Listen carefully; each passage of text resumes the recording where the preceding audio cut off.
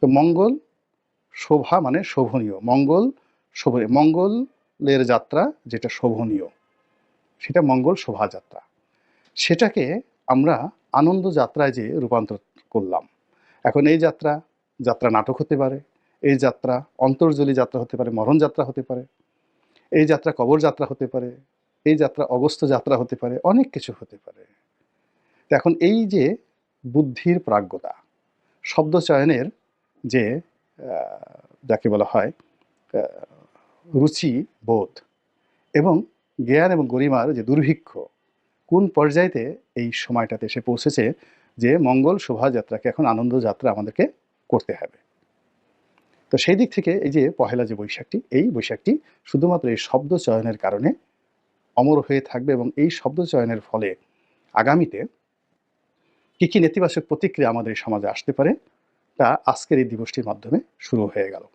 দ্বিতীয়ত, শেখ হাসিনাকে আমরা ঘৃণা করি। আচ্ছা ধরুন আমরা অপছন্দ করি অনেক কিছু, নাকের সর্দি, কফ, তারপরে শেষে মানুষের যে বর্জ্য সেই জিনিসগুলো। এখন আপনি কোনো মানুষকে যদি অপমান করতে চান, আমাকে অপমান করতে চান, তা আমার নাকের সর্দি, আমার মলমূত্র, এইগুলো আপনি মাথায় করে নিয়ে আপনি লাফালাফি করলেন, মঙ্গল যাত্রা করলেন আর বললেন গোলাম মোল্লা রনিকে অপমান করলাম। অথবা আমার একটা বিকৃত মূর্তি আপনি ধারণ করলেন, বিকৃত মূর্তি বানালেন, আমার বিশাল একটা নাক বানিয়ে দিলেন, আমার যে দুটো দাঁত রাক্ষসের মতো বানিয়ে দিলেন, এমন দুটো ঠোঁট বানিয়ে দিলেন যেটাকে দেখলে মনে হয় দানব।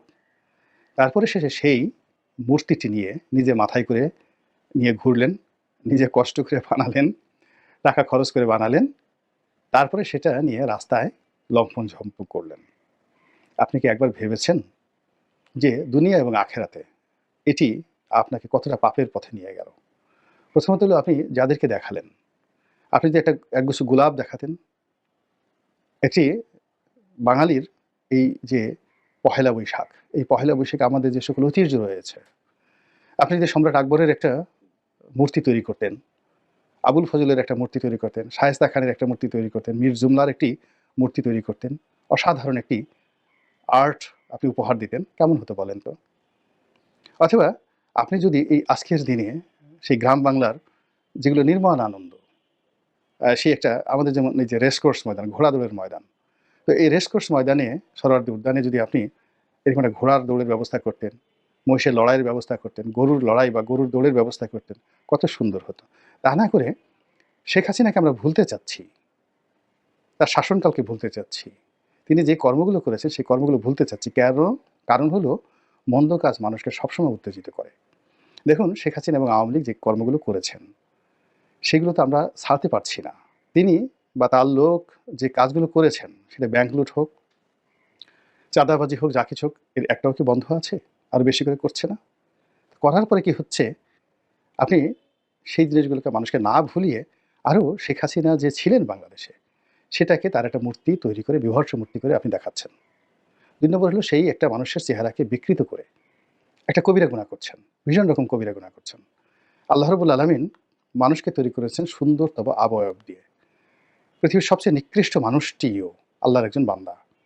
তো তার চেহারাটাকে আপনি একেবারে ইচ্ছামতো নিজের মতো বানিয়ে, নিজের মতো এখানে গালটা ফুলিয়ে দিলেন, ঠোঁটটা বলিয়ে দিলেন এবং আল্লাহর সৃষ্টিটিকে আপনি চ্যালেঞ্জে জানালেন যে আল্লাহ শেখ হাসিনাকে যেভাবে তৈরি করেছে আসলে শেখ হাসিনার এইভাবে তৈরি হওয়া উচিত না।